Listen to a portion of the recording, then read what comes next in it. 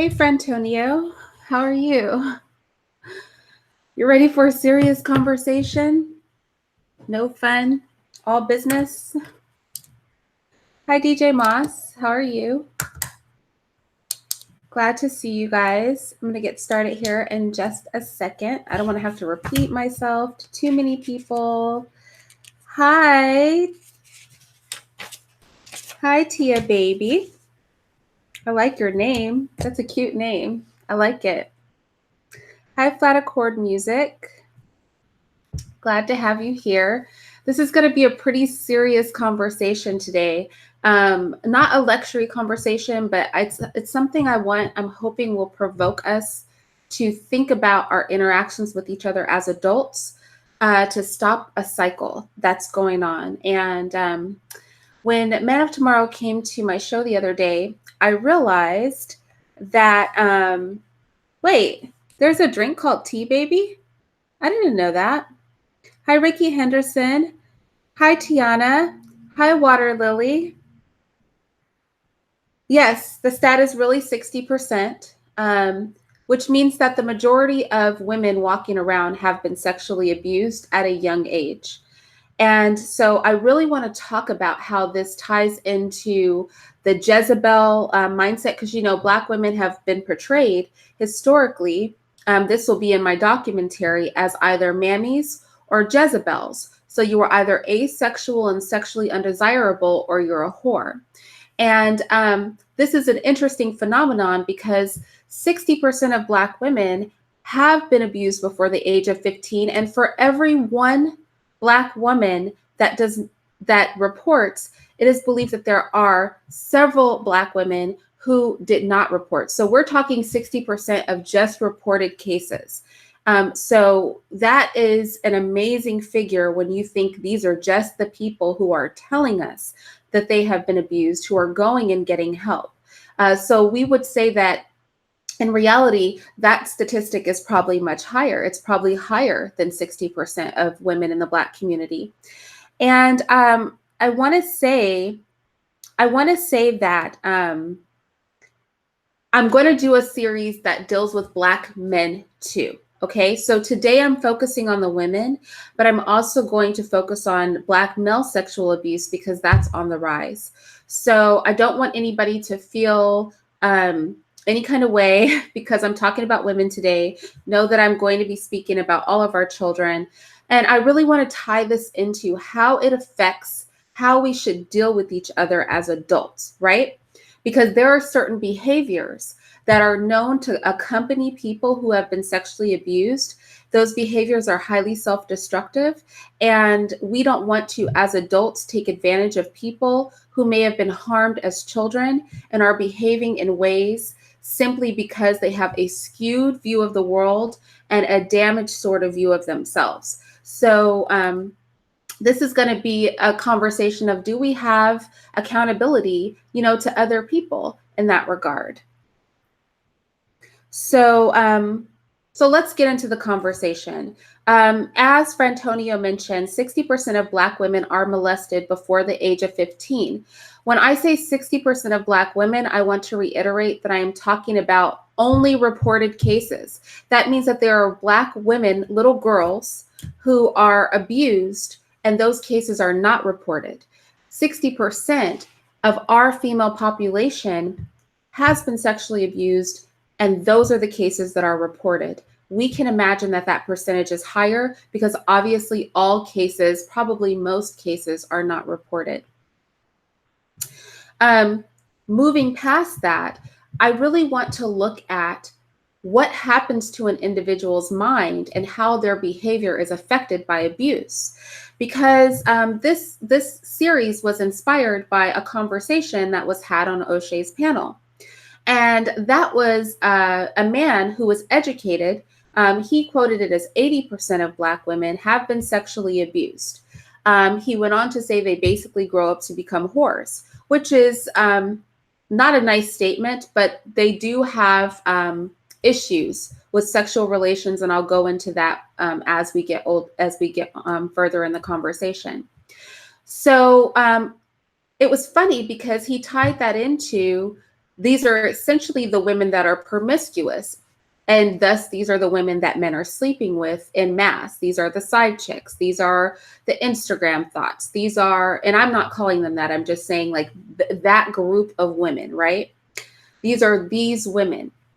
So essentially, the most promiscuous, the most sexually available, the weakest women are the women that are part of this group. This is not to say every woman that has been sexually abused has these issues. That is to say that if you're encountering a woman that has the traits I'm about to go through, she may have been sexually abused. So, why am I going through the traits and why am I asking this to be relevant? For two reasons. One, for women, that we recognize in ourselves as women, if someone has harmed you as a child, you can recognize these traits and try to check them in yourself, right? So that you are not taken advantage of. Because there's a group of people who always seek out weaker people because they make easier targets.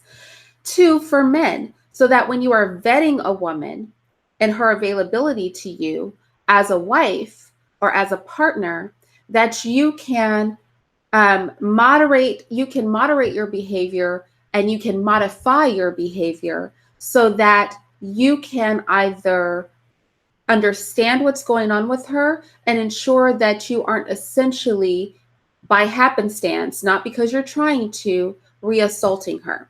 And I use that term only because when a person has been abused, how they perceive sexual interaction and how a healthy-minded person perceives sexual interaction are very different. And I feel like this feeds into a cycle where we have children that are abused, specifically this time speaking of women. We have women who are sexually abused. They grow up with a warped mindset and perception of themselves and sexual relationships and interpersonal relationships. They are easy marks for men because they make themselves sexually available easily. And these women are often reproducing and then raising up children with a similar mindset as to them. If you guys could be sure to like this video so that all of my subscribers have an opportunity to know that it's live, I would appreciate that. So let's get into the stats, okay? So I want to talk about not so much what goes on during the child abuse, but after this person starts growing up, what do we know manifests as far as personality-wise in this person? These are things we can look at in ourselves as women. These are things, men, you can look at more specifically in women when you're vetting them. They have self-destructive behaviors. They typically have low self-esteem. They have a feeling of worthlessness. They have a distorted view of sex. They will either be obese. We know obesity is very common in women in our community, or they will have an eating disorder. So they may not want to eat at all, or they may be anorexic, bulimic. People that grow up in single parent homes where there's been a divorce, homes where there's parental turmoil, are at a much higher risk for sexual abuse. This means the Black community is a target community for this, right? We are a target community because of the fact that we literally have a 60% to 70%, depending on the year and the statistics, rate of single parent homes, female-led single parent homes. The children in those homes are more vulnerable to being sexually abused, which is probably how we get to the 60% of women reporting in the Black community. 60% of our female children are being sexually abused right now. So when we get those statistics, we can easily tie that in. That's almost all, like, let's just say, just using the single parent home percentage with the woman-led home, that's like a 10% variance. A 10% variance. That's something to think about. And it's very likely that the women leading these homes, a percentage of them were abused as children, and in turn have a skewed view of interpersonal relationships, and their children are now at high risk for sexual abuse. So these are things that we have to think about. Again, it's a cycle that's going on. Hi, Miss Red. Okay, so These people also think about the personality that is often attached to the Black woman. 60% of our women are being sexually abused before age 15. Of that's reported. So think about these personality traits and see if they kind of remind you of what people stereotypically say Black women are like. Here are how survivors cope with past abuse. They are highly stressed individuals, okay? Highly stressed people. They actually are so stressed, they have comparable post-traumatic stress to those people in Vietnam. And I've posted a lot of reading sources and materials for you guys in the description box. I may post some more. So they're coming out with severe post-traumatic stress. And I want to look at how that manifests itself, right? It manifests itself in a variety of ways. It hinders their development and growth within a relationship. So they have a very difficult time developing and nourishing interpersonal relationships. This is going to be the woman that you have a very hard time getting on with. She just is very distrustful. She may be very confrontational. She may be very available for sex sometimes and very withdrawn from sex other times. Almost like she's two different people, right?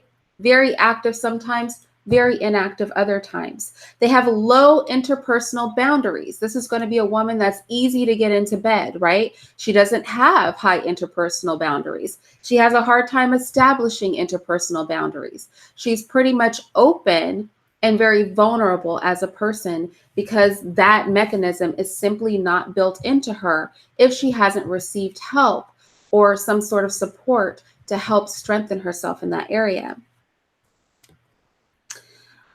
She's going to be passive in behavior. Okay. We know what type of women men like pimps and things like that look for. They look for women that are passive in their behavior. Why? Because they're easy to control. So not only are their personal boundaries and interpersonal boundaries very low, they're also very passive. It makes these women targets, very desirable for groups of people who are looking for somebody that's going to be readily available and agreeable, very dangerous for the woman. They have a higher involvement in abusive relationships. They tend to normalize abuse, accept abuse, and get involved in really abusive relationships. They have difficulty adjusting to intimate relationships. So it's hard to carry on a successful relationship with these people because it's hard for them to adjust. This is no fault of their own, right? You can still love and work with this person. But again, we're addressing this conversation to think about how we can have healthy male-female relationships at the adult level, understanding that 60% of the women you encounter who are Black have been sexually abused as children. So we need to consider this if we care about other people when we are interacting with Black women, especially in male-female relationships. They believe those that they love will hurt them. This is often tied to abuse that has occurred has been inflicted on them by a close relation. So we know that most abuse is caused we know that most abuse is enacted on children by people who are close to them, who have easy access to them. This causes some women to grow up with an inability to trust people that they love because they have the expectation of being hurt. I don't know if you've ever encountered somebody like this. And see, this is why I say you must vet your women, not to weed out the bad apples, right? Because at 60%, most women you meet are going to have been sexually abused. But so that you can work with that woman and work past those issues and deal with her based on her life experience and in a healthy way. And also, this is something I teach my son, to not take advantage of weak people. A person who's been sexually abused is a weakened individual, right? If they haven't been strengthened and fortified and had the support to overcome that, they're in a weakened state. And so the stronger among us don't want to be in a position to take advantage of that person's weakness or distorted view of reality. They have a lot of sex disorders. Let's talk about their sexual disorders, okay? A lot of them believe that sex is an obligation. So this will be a woman that will agree to sex because she feels obliged to agree. Why would she feel obliged to agree? Again, it's a post-traumatic issue. She was abused as a child. She did not have the power to say no. So she doesn't believe that her body is hers to refuse anyone. So she's agreeable. If you press her, she'll give you her body. This is why we have to be so careful. And this is why it's healthy to not just hand ourselves out like Halloween candy or offer ourselves as Halloween candy, because you don't know that the woman, and again, I will deal with men on my next one. We're just dealing with women this time, so don't get offended, men. But you don't know if the woman that you are dealing with has been harmed in some way that is making her feel that your sexual advance is something she is obligated, that she's obligated to accept, that for acceptance from you, her body must be on the menu. And so this is why we just need to be more responsible with each other. And again, that is what this whole discussion is about. Our responsibility to each other as adults to stop the cycle of child sexual abuse in our community. Because if we have broken women coming into relationships, incapable of staying in a relationship, because mentally speaking, they are damaged from being violated as a child, and we have men who don't recognize this 60% or more, it's at least 60%, but those are only reported cases, so it's probably more, of Black women who have been abused as children, and therefore there's going to be some residue from that abuse in their personality. If our men aren't dealing responsibly with those women when they're dealing with them, if they're using them for sex, if they are not recognizing that, they're not vetting them, so they're getting into relationships, bearing children with these women, and then they have to leave the relationship because the woman is having issues or something like that, then we have a single, parent home, which makes those children more, susceptible to abuse, which keeps this cycle going of high sexual abuse rates in the Black community. So we're talking about the cycle. So to break the cycle, the adults in the room have to start being responsible with each other. And that's why we're having this conversation, so that you can know what to look for and choose to be responsible with the women that you interact with. And again, we'll do the men later so that we can choose to be responsible with men as well. They will be emotionally distant. So think about this. A woman who has the feeling that sex is an obligation, something that she should participate in, right? But she's emotionally distant. So she's able to easily detach from the sexual act and not feel anything, negative or positive or anything about it on the surface a lot of the time. So these would be women that participate, in a lot of pornography. It would be that group of women possibly. It would be women who are open to sex with multiple men at once. It would be women who are open to one-night stands on a regular basis. It would be this sect of women that, because of what has happened to them and the abuse they have suffered, they just don't have that gauge, right? Emotionally, they're not as connected to the act as would be normal. And they're also feeling obligated to participate. They feel it's an obligation, almost like a job. And read through my sources, because this is not always expressed in a way that the woman even fully understands what's going on with her. These stats and this information is taken from women who have gotten help, right? Who have gotten help to work through these issues, because a lot of times these behaviors manifest themselves and the woman is innocent of understanding. She's innocent of understanding of her behavior. She is simply behaving in a way that a person who has been violated very young behaves. So these are victims. So I don't want to shame the women. I want to be clear that their behavior is the way that it is because they have been harmed. Somebody violated them when they were children. And remember, we're talking 60%, 60% of the female population in the Black community that has reported abuse. There's no telling how many don't report. So let's move on a little further.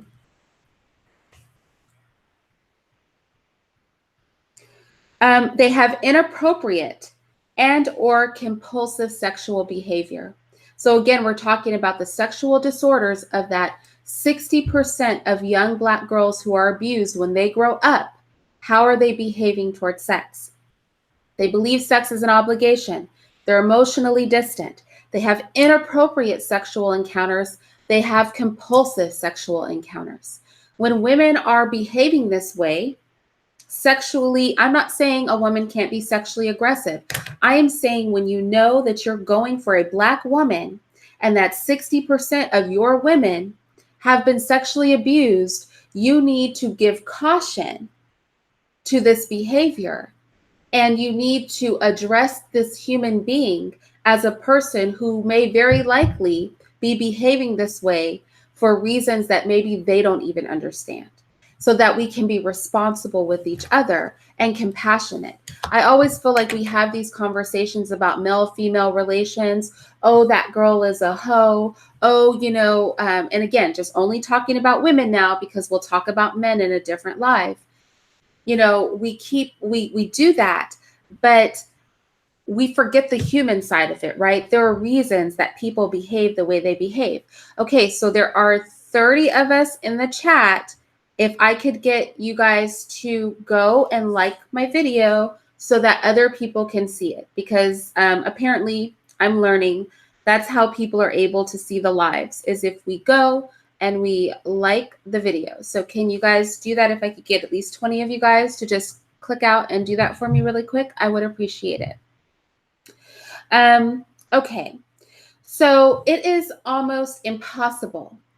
It is basically impossible for a woman, and I shouldn't say a woman, for a little girl who has been sexually abused to grow into a woman who does not have some sort of psychopathology. She will have some sort of psychopathology, meaning there's going to be something psychiatrically wrong with her. What is the most common psychopathology that we see in young Black women that have been sexually abused? What we see is that they are often dissociative. They often have borderline personality disorder, things like that. This is really, really common in the Black community. It is really, really common among Black women. We make up a significant portion of those women who are dissociative and have borderline personality disorder. And it is arguable that this is directly tied to our high rates of sexual abuse. Remember, those sexual abuse rates that are reported at 60% are very, very close to the rate of single family woman-led homes in the Black community. And we know those children are at higher risk. And there's no coincidence there, right?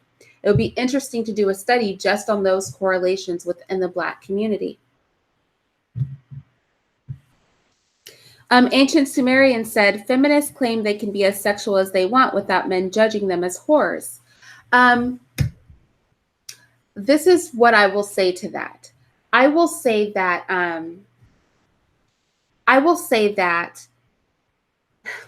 feminism, and I talked about this in my live regarding legalizing prostitution and porn. Feminism is a beast that is being fed, right? It is a beast that is being fed.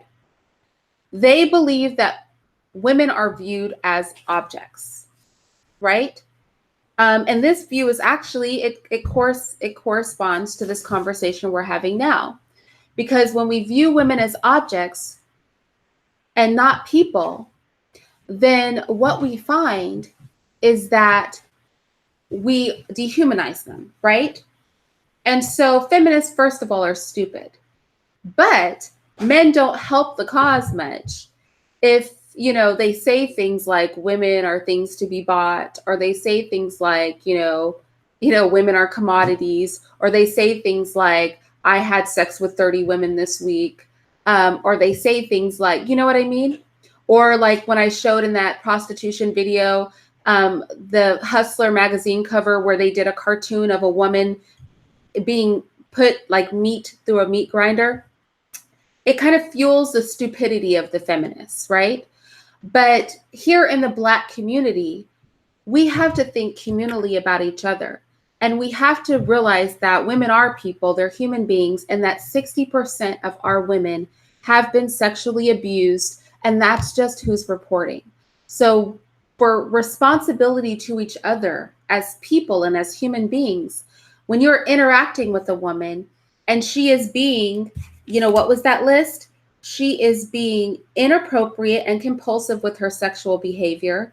She is being emotionally distant regarding her sexual behavior. She is, almost giving up sex too easy because she feels it's an obligation. We have to be responsible to each other as Black adults in the community to recognize that when 60% of women are verifiably sexually abused before the age of 15, that it is very likely that that woman who is behaving that way is a survivor of abuse, and that they should be treated as that. They should be dealt with as that, and they should not be exploited for their vulnerability.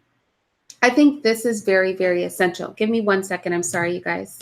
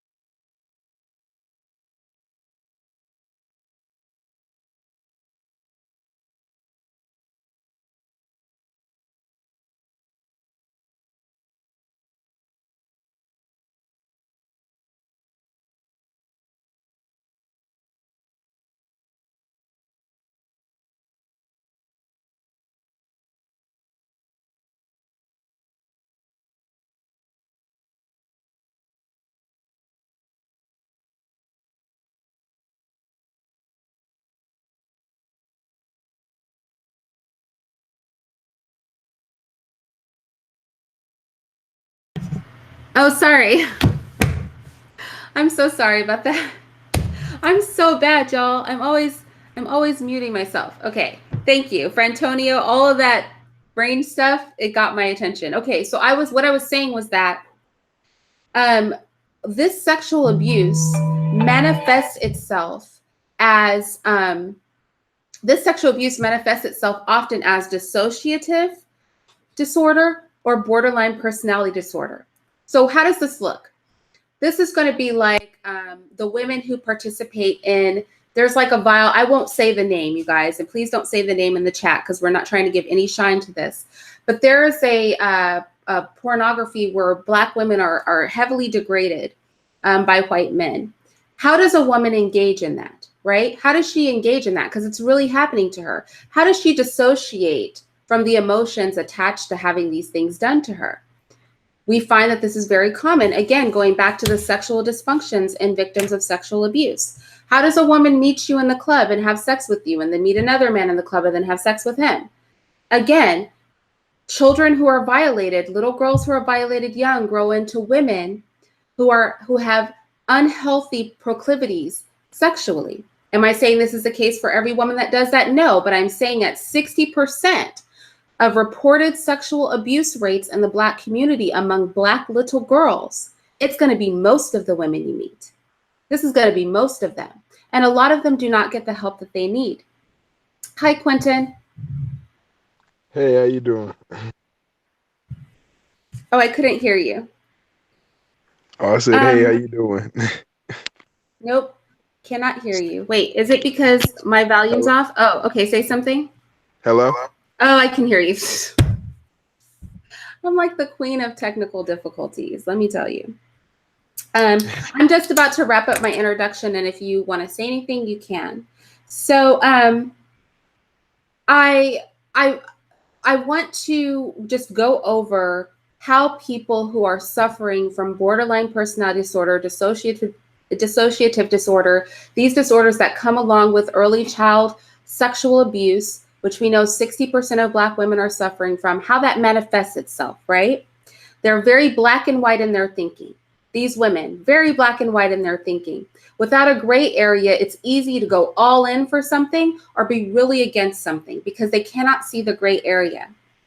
They act out. Okay. Does this remind you? Like, these are the stereotypes of Black women. They're quick to get angry about something, quick to cry about something. They're highly emotional creatures. This is borderline personality disorder, common with victims of sexual abuse, common with victims with post traumatic stress disorder, common, and think this is most Black women.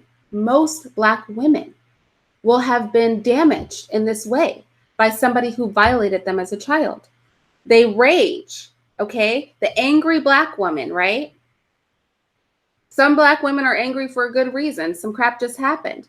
But also, there's a stereotype there, and it's just fascinating to me because, to some degree, right, a person who's been harmed is going to be angry. They're highly stressed. If you remember from the earlier list, their stress levels are higher. They're suspicious of people. They're engaging in risky behavior. They're prone to blowing up very easily. This is not all women who are sexually abused. Again, this is not all women that are sexually abused. But for those who don't get help, and with rates this high, it is definitely problematic within our community. And when you are viewing a woman, she may be beautiful, she may be sexually desirable, but be kind to her as a person, because it's very likely that you need to be her monitor too. And again, some people feel we have no responsibility to each other, but I personally feel we have responsibility to each other as adults so that we don't perpetuate the cycle of abuse in our community, and so that we are loving toward each other and we treat each other with understanding and knowledge, with the understanding and knowledge of what people are dealing with. They also have, they're impulsive, people with these disorders, and they have chaotic interpersonal relations. Their personal relationships are just off the chain, emotional, very, I can't say the word, right? Some words are hard for me to say. Very chaotic, right? So we want to keep that in, consideration. When we're dealing with people of the opposite sex. This is not just about getting somebody in a bed, y'all. This is not just about, she's fine and I want to bang her. Like, we have to think deeper than that, because when we have that many, the majority of women in our community walking around who are survivors of sexual abuse as children, we can never forget that when we approach a Black woman, that this woman may have survived something awful, that somebody may have, because it's not always intercourse, right?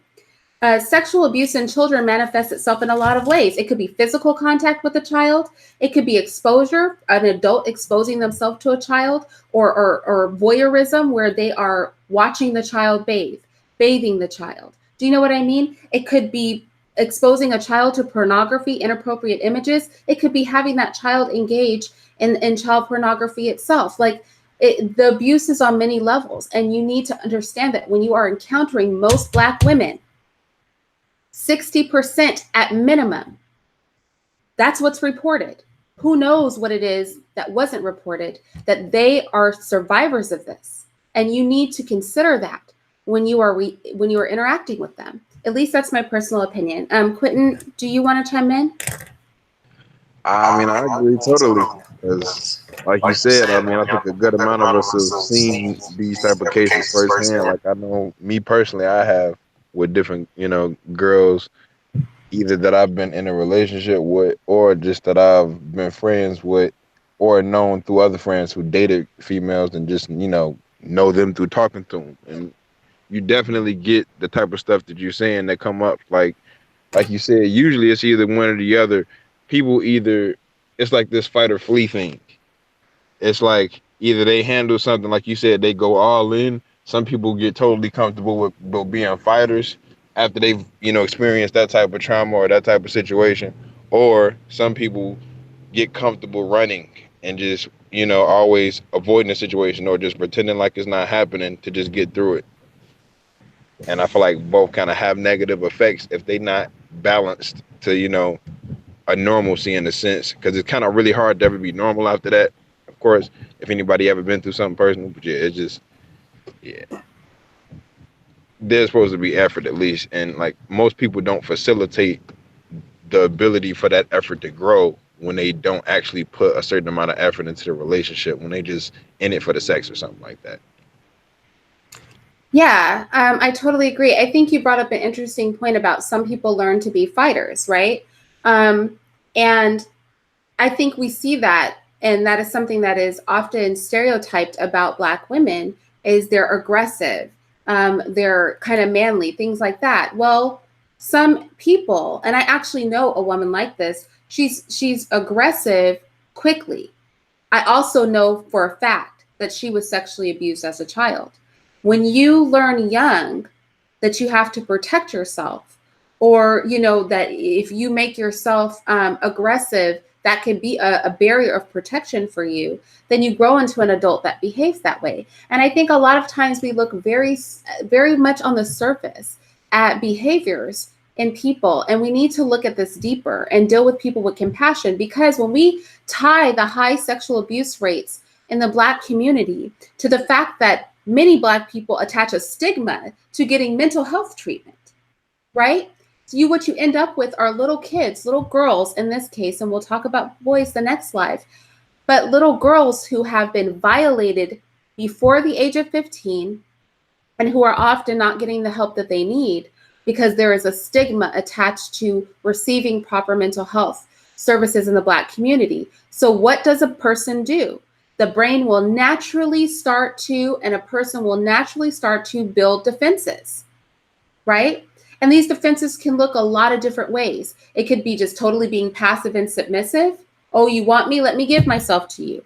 It could be being super hyper aggressive. Oh, if you challenge me, it's on. Don't challenge me. It can look a lot of different ways. And I think as adults, we It, have it, to it go. sometimes both too. Like I've seen both at the same time. Like both the if you challenge me and the submissive. It just it's weird. It gets dicey depending on the person. That's true. It can go both ways, right? It could be a woman who will be aggressive in some situations, but heavily promiscuous and sexually available in other situations. Frantonio spoke to the higher rates of sexual abuse in the white community. And I think that we have to look at the per capita stats, right? The white community is 70% of those where those stats are coming from, like they're 70% of our population. So if we look at the per capita stats, the variance is not as dramatic, right? The variance is not as dramatic at all. So we have to think about that. We have to look at these statistics per capita because we know that we're a smaller community. So our numbers of reported cases of sexual abuse will be smaller for two reasons. One, we're a smaller community. Two, we are a community that does not always go to the authorities with this thing, right? How many people, think about this, y'all. How many people do we know? I can think of one case right now where I was not in the state, but I heard about this, where a child was bathed by an adult who was not her father. I think the adult was married to an elder in the family, and the mother was like one of the younger women in the family, and she was leaving her two little girls with this man. With the woman, and the woman was married to the man, and the man was finding reasons to bathe the little girls. Okay, did anybody go to jail? Did anybody report that? No, right? So our rates are going to be lower for several reasons. One, because we let stuff slide too much in our community, right? We overlook things too much. How many young women in the chat room, when you were, a young woman, 11, 12, 13 years old, because a lot of us develop early, I know I did, were hit on by grown men, adults. Do you know what I mean? facts. And to piggyback what you're saying off that, I've seen like lately, coincidentally, because the universe just be speaking with the frequencies. I've been like looking at Chris Hansen, the catcher predator, and just like you saying, it's exactly what it be with these guys trying to talk to these younger girls who quote unquote develop at a younger age, or even ones that don't. And that's a problem, like you said, and it's not talked about, especially amongst the black community with the black women, because it's this stigma of having to protect the race and not like, or protecting that family, and not saying nothing but dealing with it the best they can. And it's just like, though that's a way, and even if you tell, this is another thing that kind of gets them. Even if you do tell and you do get justice, it don't really take away that the feeling of the fact that it happened, but at least you can suffice with something. You know what I mean? Some justice is served. But it's just like it's rough, because I hate when people try to say the aggressive black woman thing. Black women might be somewhat aggressive, you know what I'm saying, on average. Not like aggressive like eat somebody's head off, but they're no more aggressive than the black male. But you got to understand, the people under attack and at war with the environment around them. I'm not even gonna say people, because there's white people and people of all races that love black people. That ain't the point. It's just the environment or whatever, in the structure of the system that they ran under is aimed at them a little harder than others, or a lot harder than others, however you want to put it. But that in itself,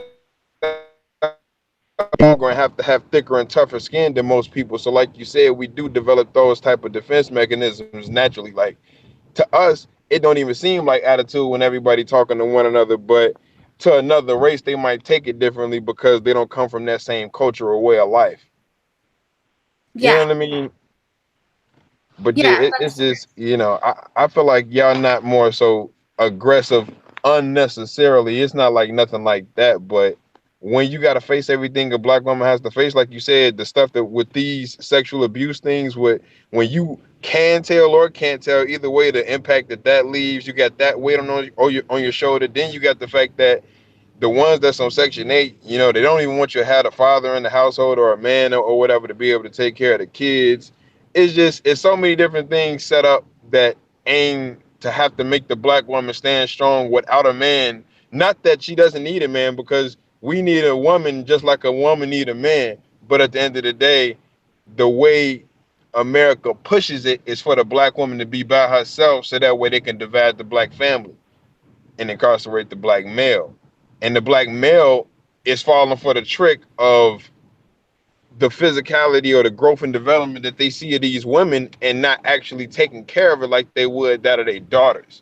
And that's the thing. It's like, how would you want somebody to treat your mother, your sister, or your daughter? That's how you should treat their mother, sister, or daughter. But since the people don't apply that in mass, it's just like they looking at women as objects. Like, I was at a strip club for a bachelor party recently. I've never been to a strip club in my life, first time. It's like the first thing I'm thinking when I walk in is that it's just like, damn, I feel bad for all the fathers that failed, or just the girls themselves that were put in this situation. But it's just like, what can you do besides try to do better with yours, and spread a better message to be better, and basically help them. However, people got to help themselves out of their situation. Like, I was just talking with one of my friends. I told him, I feel like when it comes to the black community, when it comes to the hood or whatever you want to call it, it's kind of like the two things that we don't want to become as male and female in the black community is, or the two things that our parents want us to avoid. For men, is joining the gang or being in the streets. For women, is being a stripper, you know what I mean, or being a prostitute, whatever. Is those are the two things that they don't want us to be. But then when you go to a strip club, you find it common that that's the place in which those two worlds meet, and creates the product in which we have with the children in that neighborhood, and makes that neighborhood sociology what it is based on all of that type of an energy. It's no real family structure in something like that. But that is in what MASH was being publicized and looked at as cool for people to want to go do, instead of be at home chilling with their kids and their family, like Everybody Hates Chris or something. Yeah. And No, I really agree with you. And I think your attitude to me is a responsible attitude. I mean, everybody knows I have an adult son, and this is what I have taught him too. If a woman does not respect herself, there's something behind that, right? If a woman is acquiescing to give herself to you easily, there's something behind that. And we should care what is behind that as people. Why should we care? Because they're human beings. And because without us being cognizant of this cycle, the pattern will continue and we will keep putting out broken people in this community. And a lot of people were asking about the anger, the anger. This is the thing. When a little girl is violated sexually, they will often dissociate so that they can deal with it's a coping mechanism. This is the science. I did the research on this before I started this live. It is a coping mechanism. Okay? And a lot of times that coping mechanism will kick in their adult life. A lot of these little girls grow into women. A lot of these little abused, sexually exploited little children grow into women who then have issues like borderline personality disorder, which means that they'll be shopping and happy and excited one minute and angry, like they can be triggered really quick. So we don't have to understand this thing because it's just a coping mechanism that happens when a little tiny person is violated. It's just something that they naturally do. And again, these people, they're not able to help how they are if they haven't gotten help to recognize it. Because these coping mechanisms kick in and people are not cognizant and aware if they haven't gotten help. Somebody said, why do we use survivor? Like, why do we use that term? Are they under, were they about to be killed? No. But if you are a child, I mean, y'all see children out all the time. They're small. They can't defend themselves. A child cannot defend themselves. A child can do nothing to protect themselves. If somebody violates sexually a little person like that, they are a survivor if they grow into adulthood without killing themselves. If they grow into adulthood at all, that's a survivor. They have survived being violated as a defenseless child. And so that's why that terminology is used. Again, there is a human aspect to this. Am I saying all behavior is acceptable? Absolutely not. But I'm saying as we move through the world, it is imperative as responsible adults interacting with each other that we recognize that 60% of the women you encounter have been violated at a young age. And without help, which many of them never receive, the behavior that you see from them, their sexual behavior, it's not because you're so fine. It's not because your dick is irresistible. Do you know what I mean? It's not because of those things. It's because this person is broken. And so if we care for each other, you can have a healthy relationship with a person who's been hurt, right?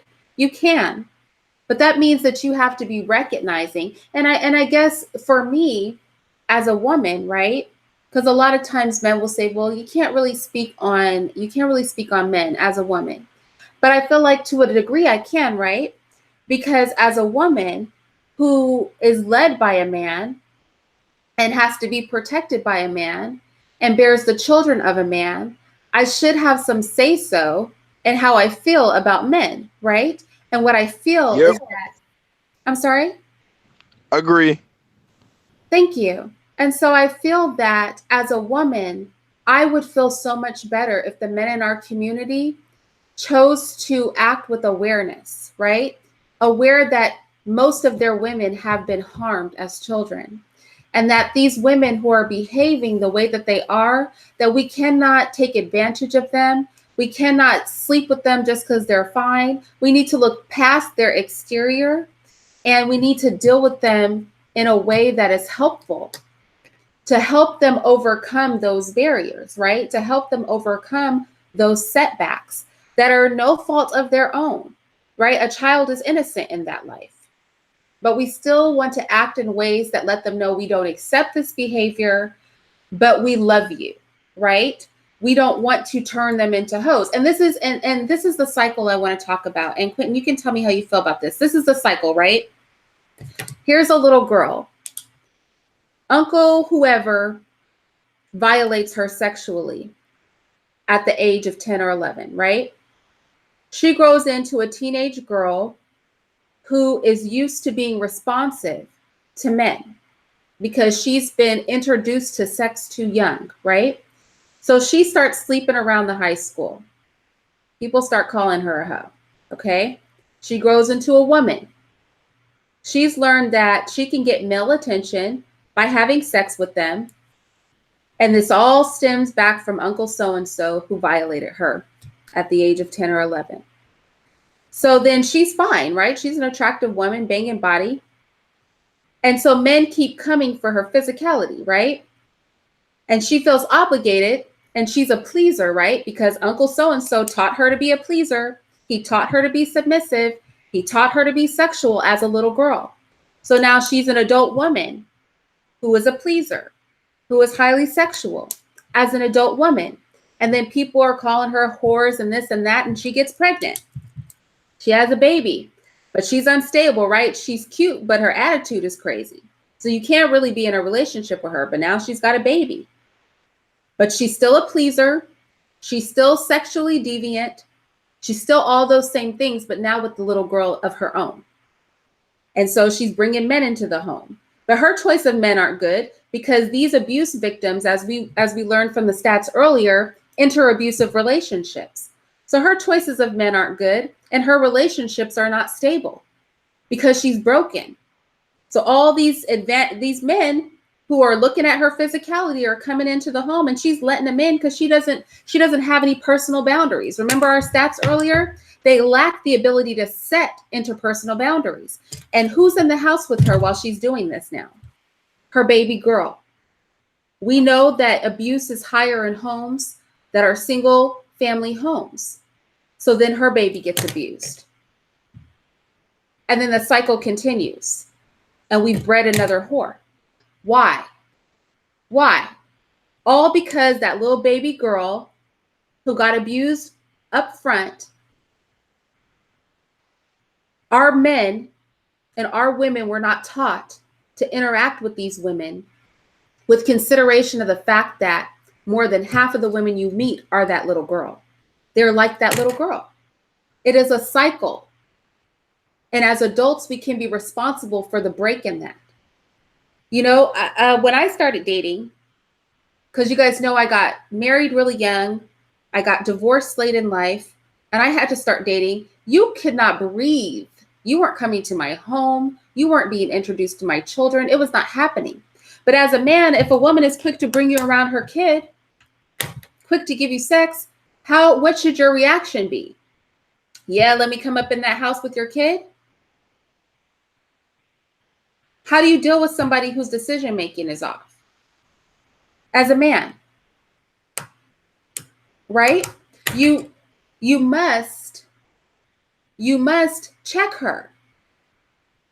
I don't think we're not there yet. Your little girl is precious. Like, don't bring me. I wouldn't harm her or anything, but don't bring me. Don't bring other men around your little girl. You never know. These dudes out here are crazy. In a loving way, set her straight. Don't go, well, damn, okay, well, it's better than bringing her to my house. Let me get up in there. Because these people won't protect themselves. They won't do it, y'all. There's a group of people, these women who have been compromised as children, they will not protect themselves. They don't care enough about themselves, and not all of them. A lot of these women grow into functional people, but there's a sect. They're not going to protect themselves. So what do? Oh, well, she's consenting. So that's all I need is the consent. Or do we acknowledge that they will not protect themselves? And so the rest of us have the obligation to protect them from themselves. I would say we have the obligation collectively to stop the cycle. And we have the power to do that for these people who are incapable of making that right choice for themselves. I don't know, Quentin, what do you think? Quentin? I think I lost him. So that is the purpose of this conversation, you guys. That's the purpose of the conversation. I'm interested to see, because I'm not looking at the chat, so I'm about to take a look at it. Ancient Sumerian, am I going to have people come and out their sexual abuse right now? No. I'm not going to do that to anybody. I think those are personal stories, right? Everybody doesn't want to share their story of sexual abuse with the world. I know women who have shared their stories with me, but I would never ask a woman to do that. There's a lot of shame that women have in those situations because they're children, right? Hello. Yeah, go ahead. Yeah, my bad. I had tried to say hello when you said my name, but my phone had started to go crazy for a It's second. okay. But yeah, this is exactly what happens, and this is why that cycle continues. Like you said, it's because people never get over these situations and or actually have anybody to foster the growth for something better or for the cycle to break. It's like I feel like a lot of the weight, because it's 50-50, is half the person and then it's half the man. You see what I'm saying? It's like it's half the man in the sense that if you the one that's supposed to be with the person, you're supposed to be facilitating some type of healing in that situation and making the person feel better. And it's like, as the woman, if you've been through it, you're supposed to be trying to be getting, or making sure you facilitate some type of help for yourself to be able to confide or trust in someone to be able to help you through this situation or choose the right person to love you. You don't just go to the first thing popping when you really have to pick through men like a fine tooth comb, just like vice versa. It's like this world just don't work in quick things. Usually when you get something the fast way, it go the same way. So it's just like, you'd rather actually, like most people, the thing is, people want everything easy. They don't want to work for anything to build. Everybody just wants to walk in on a situation that's already done or already fixed up for them. As in, guys and girls, like a girl would be like, okay, I want a guy that uh, already has his stable job, his stable house, and whatever. You know what I mean? The whole nine with that and finances together, and I'm good. It's like that's cool, though. At the same time, guys can say they want that too. But damn, there was a point that I was going to make with that I'm damn near forgetting. Uh, hmm. Where was I going with that? Damn. Hmm.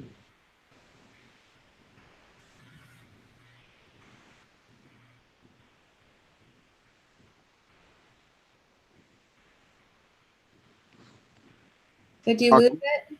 yeah, yeah. But I'm like, you can come back to me. I might get it in a second. Okay. Well, what I really want to do, um, and I was just typing you guys in the chat saying I want to have my likes and my representation in the chat to be close together. Because I know this stream is in the middle of the day for a lot of people, so a lot of people are still at work, but I still want it to be able to come up for people to see it. So if 10 or 15 more of you can go and like the video, I would appreciate that. But with that said, again, when you have 60% of the female Black population suffering from abuse, I cannot make anybody do anything, right? And I'm not here to try to make you guys do anything. I am just saying that it is a strong suggestion of mine that we be mindful of the dynamic and that we consider that when we're engaging women, that you look past her exterior and your desire for her and you really take a look at her behavior. Do you know what I mean? For me, and maybe I'm just used to dealing with a certain type of man, right? The men that I deal with, let's say my husband now, right? When he started dealing with me, he wanted to meet my family. Do you know what I mean? He met my family. We talked about everything. I mean, everything. He asked me a lot of questions. That man knows me really, really well. He knows about my childhood. He knows about my relationship with my parents. my peers. He knows about, the intimate details of my past relationships. That's why I said you look for transparency in women, Dino. He didn't rush. He did not rush to get into bed with me. He rushed to get into my head, which is something that has to be done for leadership anyway, right? How can you lead if you don't understand people? That's why the government and these corporations are always wanting to do panels. You walk in the store, they're like, do you want to come taste test something? Can we ask you some questions? That's why the internet is always tracking you, because knowledge is very useful, right?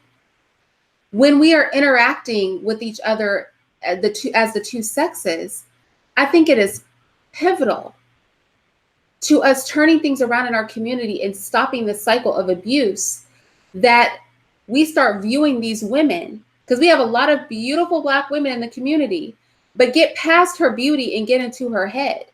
Before you give her your body or try to get access to her body, I am just suggesting that we be responsible and remember that the majority of Black women you meet will have been violated as children.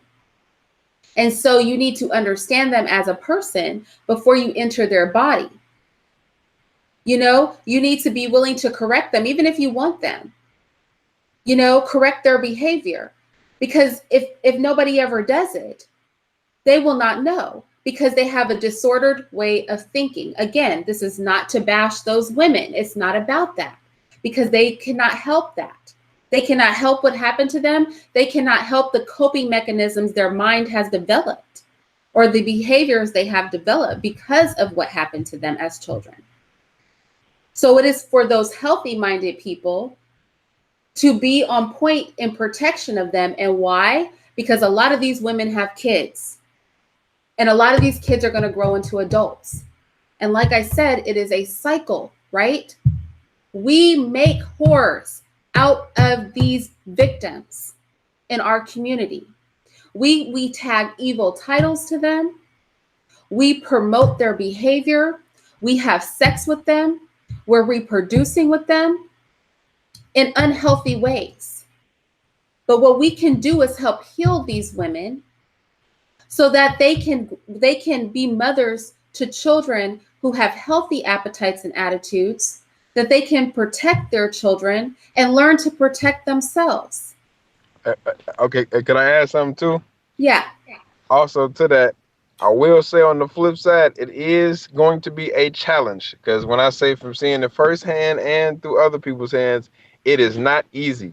I happen to be a part of a squad of guys who does this type of thing, as in works with these type of girls or have been in a relationship with these type of girls, and really have seen the better or worst of this type of situation. So it's like, yeah, it definitely can go good.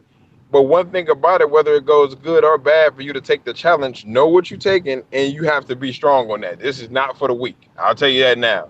If you're the type of person that is a quitter, or you just want to walk away from the situation, not the relationship for you. Know the girl before you date her. Saying. Right. Because I take people on. I tell them off the jump. I don't judge. So off the rip, now that we got that out the window, whatever it is, it is. I done probably seen what you done been through before, or been through something of the sort. Or it's just like, it is what it is. I'm here to make somebody feel better about what they done been through, and show them that they don't have to let that define them. Yeah, I think that's solid. And I think that we've reached a place where we forget the humanity in our male-female relationships. We have a group of women promoting in the Black community, these celebrities and things, promoting in the Black community promiscuity in the women, with the understanding that 60% of our women are broken early in their life. They're broken. But you broken people, go be promiscuous, right? We have a sect of people in our community promoting looking at men as pocketbooks. So men are not human beings with feelings and needs like us. You know what I mean? They're just a bank, a living, breathing bank. And to the same extent, we have people in our community promoting that women are just there for sex. You just look at them, you have sex with them, they smell nice, Yep. they're soft. But there's humanity to this, and we have to get back to the humanity, something our people are known for. The thing that makes the Black community vulnerable is that we're very humane. We are humane and forgiving and loving.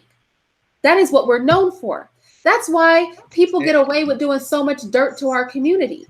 Exactly. That expounded on what you said earlier. That's exactly why a good amount of the time it doesn't go to the law, because people are so forgiving and they're always ready to move past it, because we already go through so much on the regular.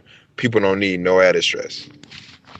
But what we're seeing, though, is that we are starting to become like other communities in that we lack humanity now. We're starting to lose our humanity. And we are seeing that manifest itself in our male female relationships and attitudes towards each other. And I am just petitioning us to get back to the humanity and to encourage that in others, to recognize these cycles in our community. The cycle of abuse. Again, we're talking about women today. We'll be talking about male child abuse in the next live. But to recognize that 60% of our sisters, at least, that's what's reported, which means that the rate is higher, which means that the majority of Black women were violated as children before the age of 15 in some way.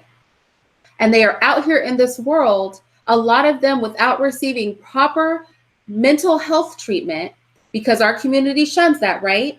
And they're out here just trying to make the best of their life with the brokenness that they have. And it's very, very important, y'all, that we start getting back to our humanity as a people, and that we not lose that, and that we start engaging even in our sexual relations. And I know that's hard when lust and desire are up front and center, but we have to think bigger than that. I feel, right? Y'all are all going to go make your own choices, and I can't affect those.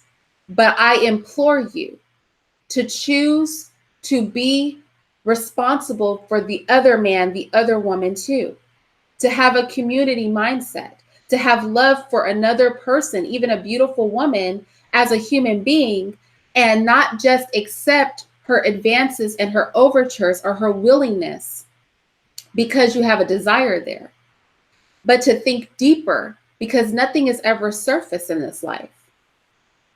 Because when we get there, we'll be strengthened as a community, and we can really nip in the bud a lot of these issues, right? Because we're checking and we're balancing each other in love.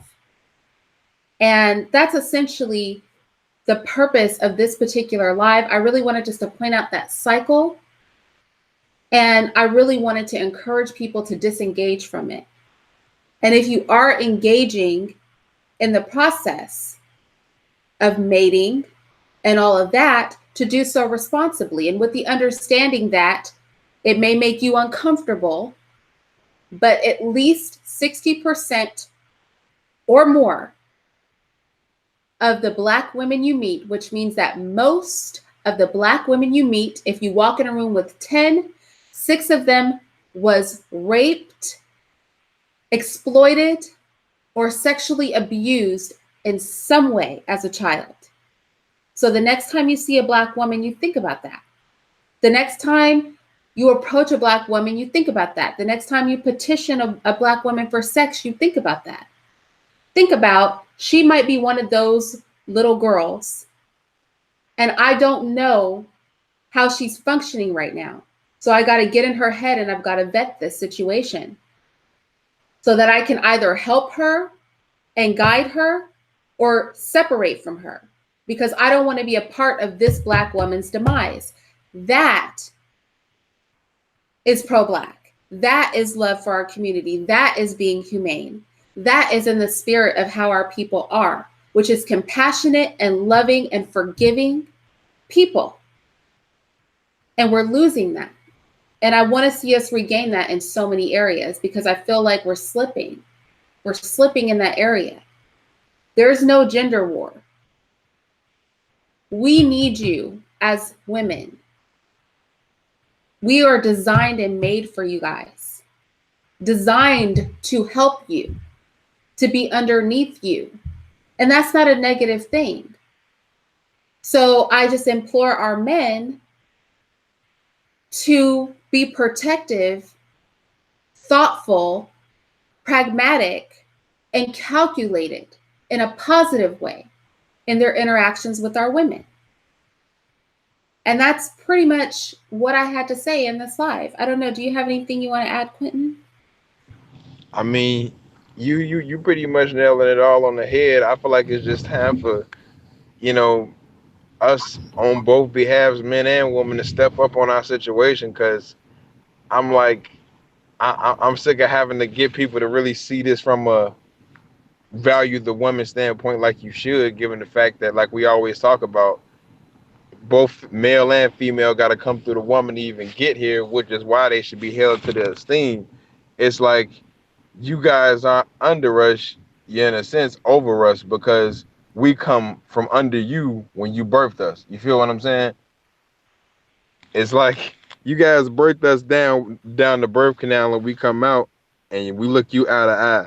So it's like, if anything, we're the thing that's protected under you guys before you grow us into the great warriors that we are, and our fathers help shape us to be.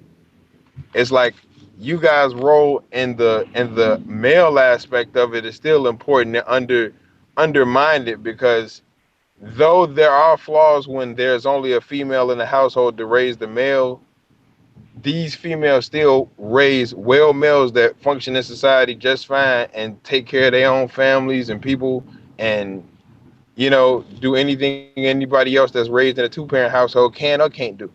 So it's just that credit still goes to the women, because like I say, throughout everything that we done been through as a people, women that held us down, even when it was from the slave ships, when you guys sung songs to us to let us know what was happening on the other side for us to be able to set up and escape, or through slavery taking all of the rape just like we did or whatever else. So much that y'all have held us down, like I said, and been through, and even through the getting killed and capped off for trying to stand up, y'all picking up the pieces and raising the rest of the family. So, and ain't no different than today. So when we all go to jail or we all die as the black men, black women hold it down. Now, it has effects, good and bad, but at the end of the day, we can't take away from the credit that black women do and have it in our place. And I'm sick of black women kind of asking nicely too for the respect, because it's like it's about time it started to get aggressive. Like, niggas need to wake the fuck up. That's all I'm gonna say. It's time, man. We gotta get back on the woman respect, because it's one thing. Let the women rule with love. You feel what I'm saying? Men don't rule with love. Men rule with logic, and logic sometimes will create errors when you don't factor in love as a component. So, a male-based society don't rule in the same sense, because it wouldn't be wars if that was the case. And it's just like, the first wars, like we talk about being those gender wars before they became actual wars, was over that same type of philosophy. That one versus this one. So, when it comes to the her story, that's why I'd say for females, learn the her story or whatever, the story of you guys' history and the richness that you guys come from, and everything that you are and was and, always are going to be, whether people recognize it or not. But I feel like it's time and the great awakening is happening. And I feel like we need to take this time, like she said, to uplift the broken black women we got and the broken black men, and be the other halves to one another's broken pieces, so that way we can get to the plateau we need to get to in order to succeed. Yeah, that's real. And this is something that even extends not just to the women that you may be attracted to and interested in dating, but even women in your family. Do you know what I mean? A lot of times we don't feel comfortable correcting strangers, right? If we're looking for intimacy, we can correct. If we are a family member, we can correct. Remember, though, in love, right? We want to correct in love. We're not trying to provoke people to anger and wrath. We're trying to provoke them to feel convicted, so that they can be helped. In the chat, somebody said, well, they need professional help. Maybe they shouldn't be dating until, they get that. The thing is that a broken person doesn't function that way. Do you know what I mean? Not in most cases. Somebody gets Facts. help. Go ahead. What'd you say? No, I'm just saying facts. Support. Yeah, I Yeah. support that. Because So sometimes you really got to be that other half to help them the extra mile in order to get there. When somebody got a broken leg, you don't just say, "Come on, walk." You kind of put your arm under theirs or your shoulder over them and you help them do what they got to do. Yeah, that's a really good example. So, yeah, we just the goal is to understand that people will not always make the best choices for themselves. I won't always make the best choice for myself. You won't always make the best choice for yourself, but people who have come from a place where their foundation was damaged, right? Foundationally something is wrong with them. They definitely will have trouble making the best choices for themselves. And as just loving people, we have to consider that and know that, yeah, I agree with you. They should get therapy and not date until then, but we know that's not what's going to happen. So then that's where our health and our strength comes in. And again, everybody doesn't feel that we're responsible for each other. Everybody's not with this kind of vibe, and that's cool. Like, that's you. But like, all I can do is appeal, right? If we don't ask each other, if we don't have these conversations, if it's never occurred to you, it's never going to occur to you. So the spirit is to ask and make that request and hope that this touches your heart some way, that when you find yourself engaging a woman, and again, not saying, just saying there are Black men that are doing this already. The brother Quentin saying this is how he moves in the world anyway. You know, men like that could be an influence on other men, and men who haven't considered it might hear me ask and go, I never thought about that. I was very saddened, and that's what provoked this, to be on a panel with a Black man who said he understood this, but did not make the correlation between his actions taking advantage of women that he understood were behaving that way because of abuse, and not doing so. And that broke my heart. And that is what promoted me to do, that's what provoked me to do this live. Because I thought to myself, there's a man who has an understanding of what the problem is and doesn't care. So I want to speak on this matter to promote just the opposite, that we have an understanding of what the problem is, but we have care for that. You know what I Yeah, mean? we do, and I want to say, it's like for those that do have to care, it's real. Like it it can take your soul or it can take your heart. It's gonna be some times when you take some hurt from it, because girls who've been through that much can only admit that until that switch is flipped off, so to speak. So you will take some collateral damage. I tell people all the time, like with me and my situation, it's like me and my girl is like, if you ever seen X-Men, Jean Grey and Wolverine.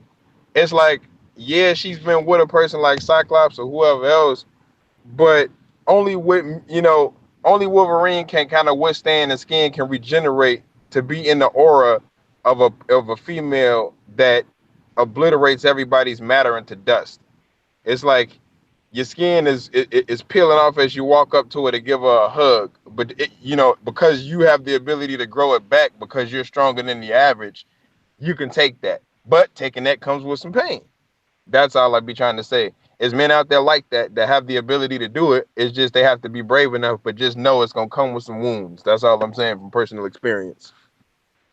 Yeah, for sure. And for the women, what we can do is we can, because women, we talk to each other, right? Our conversations with each other are always too much information. We share deeply with each other because women like to talk and share, right?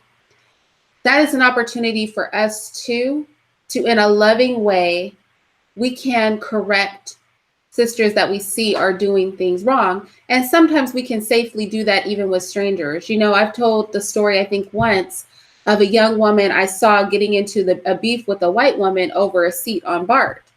And she had her baby with her, you know?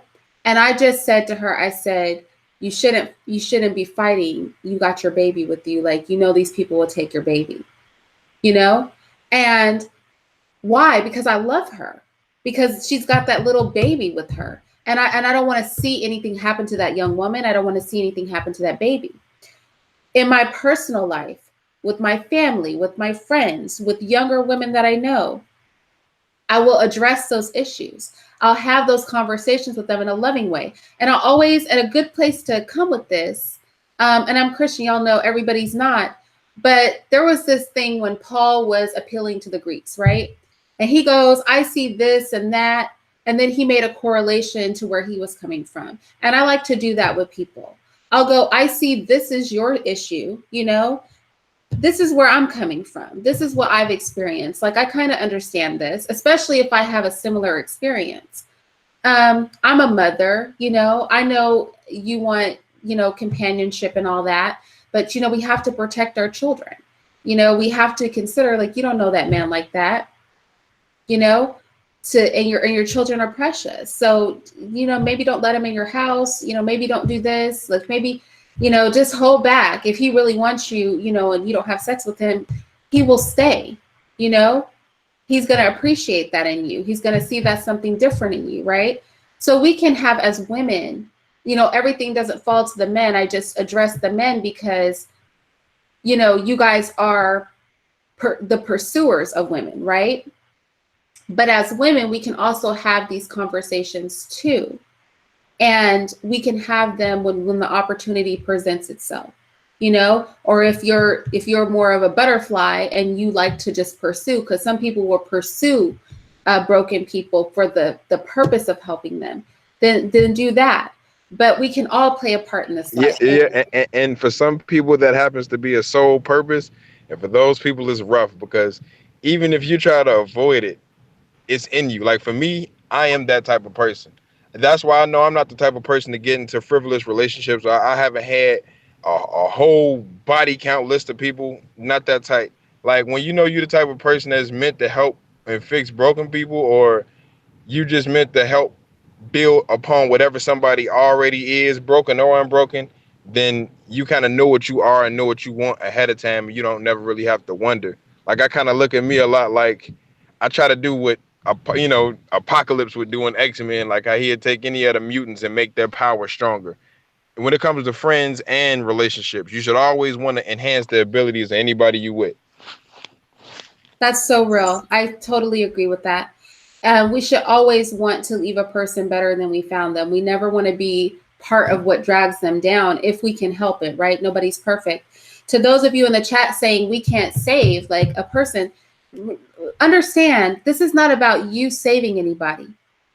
If each of us makes the choice to bring our best self to our interactions with other people and to be mindful of this, right? You may not save that person, but you will impact that person. Or you You can get help them save themselves. exactly, exactly. And you never know. They have that interaction with you. And if they have a similar interaction with somebody else, like it's not all on you. It's just you've got to do your part, right? When you're in the situation, you have to make those right decisions in the situation. And then you walk away knowing I made the right choices. I approached this the right way. And you're not a part of that person's demise. You know what I'm saying? You'll be that one dude that refused to be up under her little girl, even though she didn't care. She'll remember you because you'll be different than the other men she chose. She'll see that. Do you know what I mean? You'll be that one woman who spoke to her about how she is so beautiful and valuable. Why don't you wait on a man who's willing to wait on you? She'll remember that. She may not turn over the leaf because, you know, people don't become that way. You have to remember these women we're talking about were abused at a young age. They were groomed for that abuse. And they have to be groomed for greatness. That doesn't happen overnight. That's not what's expected. What's expected is that we take responsibility and accountability when we deal with these people so that we can groom them for greatness through their interaction with us that are healthy and stronger. That would be the hope. So I'm going to go with that. Do you have anything you want to say in closing, Quentin? Um, I mean, I just appreciate being up on your panel. You know, anytime I definitely would come through because I seen you had sent the hangout link, and I'm just like I wasn't doing anything. I could definitely chime in and support. But I really just want to say everybody should definitely listen to a sister that's really emitting this much love and knowledge and radiance because this is coming from the soul, and it's like this is what we need: more sisters like this and more guys coming for understanding and to support these messages for us to be able to get to a better place than we are currently. And you know that's all really it is. I just want to help us strive to be better and enhance all of our natural abilities wherever we lack therein of as individuals. Where other people excel, we will help one another's where we are don't excel. We'll be the piece to each other's puzzles. So that's all I'm saying. Yeah, for sure. So, just so you guys know, I'm not going to bombard you with like too many like seriously deep videos in a row, but I will put up, because you guys know I'm on my new schedule, so I will put up my sit down video, later today. I will be doing the live Nikki Asked For, which is starting to go through my book collection. So I'll start that this week. Virtuous One, I'm finally going to get to my sit down video. Will not be a live, it'll be a sit down video. And if you guys need a live after that on home birth, then I'll do the live, but I'll do a sit down video first on home birth. And then if I find that there are questions and you guys need a live, then I'll do a live on home birth. I really encourage the men, like, don't be afraid of the home birth video, because you're going to be greatly needed if your wife decides to have a home birth. Like, you're going to play a huge role in that. So please, men, don't be afraid of that video. And also I'm going to be doing, oh, I had one more, but I forgot, but I know those for sure. I'm going to be doing the books because it was requested, and I'm going to be doing the home birth video because that was requested. So we'll probably do the book live tomorrow, you guys. So if you guys are bibliophiles, that's going to be the one for you. We'll even go through my husband's shelf. We're going to go through my man's shelf because, all his books are written by Black people, by Black people, for Black people, y'all. And so thank you for the super chat. Transgenerational post-traumatic stress disorder exposure impacts offspring. That's so true. That is so true. It really is. A mentally ill parent, it really does affect how that child moves in the world and how they interact with people. I could definitely vouch for that. I absolutely definitely can vouch for that. That's absolutely true.